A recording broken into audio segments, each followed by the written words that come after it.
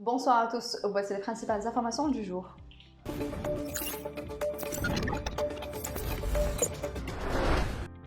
L'Algérie et la Tunisie ont conclu mercredi au palais de Carthage, dans la capitale Tunis, 27 accords de coopération portant sur plusieurs secteurs, et ce en marge de la visite d'État qu'effectue en Tunisie le président de la République, Abdelmadjid Tebboune.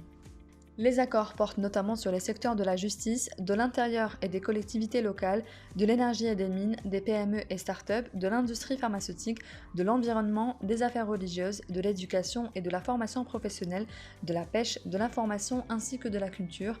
La cérémonie de la signature a été précédée par des entretiens en tête-à-tête avant qu'il ne soit élargi aux membres des deux délégations. Le président de la République, Abdelmadjid Tebboune, a affirmé hier soir depuis Tunis que l'Algérie entend organiser un sommet arabe unificateur et inclusif et qu'elle ne cautionnera pas la division arabe. Le président Tebboune a déploré le fait que certains pays arabes se soient réjouis de la division d'autres pays arabes. C'est inconcevable, s'est exclamé le président de la République. Il est grand temps que la Syrie reprenne son siège au sein de la Ligue arabe, a-t-il poursuivi, relevant que le peuple syrien n'y est pour rien, tout comme le peuple palestinien.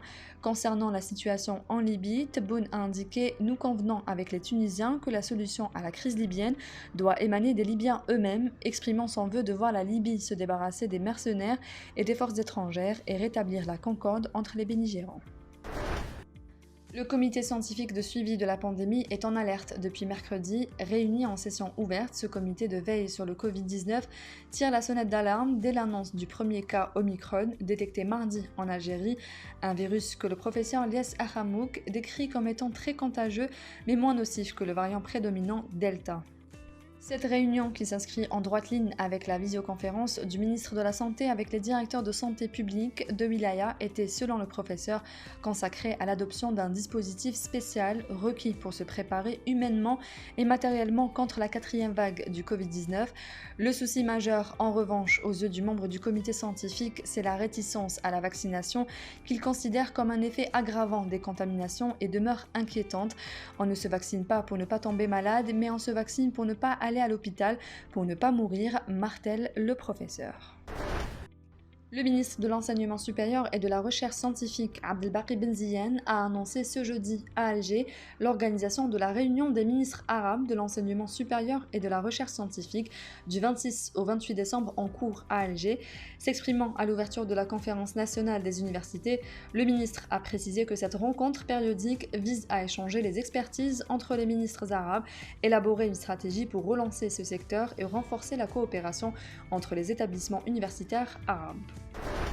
L'entraîneur de l'équipe nationale de football des locaux, Majid Bouguera, a affiché sa joie et son contentement à l'issue de la qualification de l'Algérie pour la finale de la 10e édition de la Coupe arabe de la FIFA, tout en reconnaissant que la victoire face au Qatar a été laborieuse.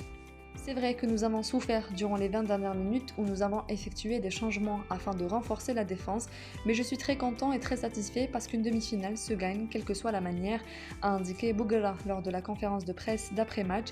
Face au pays hôte, les Fennecs, vainqueurs sur le score de 2-1, ont vécu une soirée compliquée, en raison notamment des décisions arbitrales prises en fin de partie.